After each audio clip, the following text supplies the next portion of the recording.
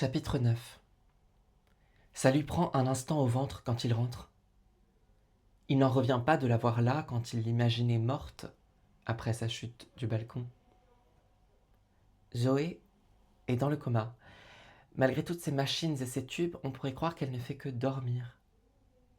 Billy s'approche. Il n'a pas envie de pleurer. Il hésite puis lui caresse la main un instant. « Salut !» tente-t-il tout doucement.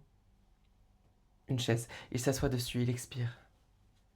Ce doit être horrible d'être bloqué dans un corps inerte. Peut-il vraiment lui parler? L'entend-elle? Elle est recouverte de drap couleur bleu ciel. Elle n'a pas chaud là-dessous? En fait, si. Il a envie de pleurer. Son père va-t-il rentrer d'une minute à l'autre? Je suis désolée d'être partie, j'espère que tu m'en voudras pas. Billy reprend sa respiration. Bip bip, alors quoi? Seulement des machines à écouter. J'espère que tu vas bien. Si tu peux revenir, reviens. Il n'y a plus de groupe sans toi. Billy craque et pleure. J'étais tellement seule sans vous. Max et Jude vont bien, mais ils ont changé. Billy prend la main de Zoé. Ce serait beaucoup plus simple si on était tous ensemble, comme avant. Pip pip. Une larme coule sur la joue de Zoé. Une larme? Elle l'entend? Chantal! Chantal! La mère de Zoé rentre dans la chambre, suivie de François.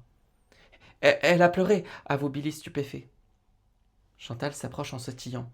Elle constate la trace brillante sur la joue de Zoé. Elle écarquille les yeux avant de prendre Billy dans ses bras. C'est peut-être un miracle, mon Billy. Il est mal à l'aise avec ce contact soudain. Il n'a pas l'habitude d'une telle proximité. Étouffé dans les bras de Chantal, il observe Zoé endormie, puis son père qui lui sourit.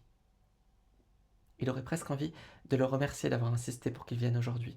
Zoé peut-elle vraiment l'entendre? Il s'agit peut-être simplement du produit que les infirmiers lui ont mis dans les yeux. Et voilà. Il faut toujours que son père vienne gâcher la fête. Comment peut-il remettre en doute l'origine de cette larme? Ça ne lui suffit pas de rendre sa mère malheureuse? Il pense être revenu ici à cause d'eux, de cette histoire avec Freddy. En réalité, Billy devait revenir ici pour autre chose. C'est le destin qui voulait qu'il revoie Zoé et qu'il la sauve. Maintenant qu'il est ici, Billy peut reformer son groupe d'amis. C'est peut-être cela qu'attend Zoé pour trouver la force de se réveiller. Billy lui prend la main et promet.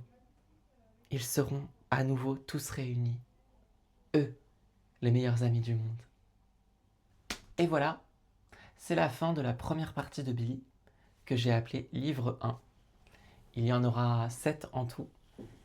Donc j'ai hâte de vous partager la suite. Ce sera toujours les vendredis et les dimanches à 18h au plus tard. Vous pouvez aussi donc regarder les vidéos sur YouTube, mais aussi lire le roman sur Wattpad si vous préférez en faire la lecture vous-même. C'est un roman teen que j'ai commencé à écrire en décembre 2019. J'ai mis un peu plus de 5 ans à l'écrire. Voilà, on commence doucement, on commence avec un esprit assez accessible, une histoire teen comme on a l'habitude d'en voir. Vous verrez qu'à la moitié du roman, ça part un petit peu plus en vrille, ça sort un peu plus des clous. Donc suivez-moi, suivez Billy presque 18 ans, vous allez voir. C'est assez intense. Bye bye, bonne journée!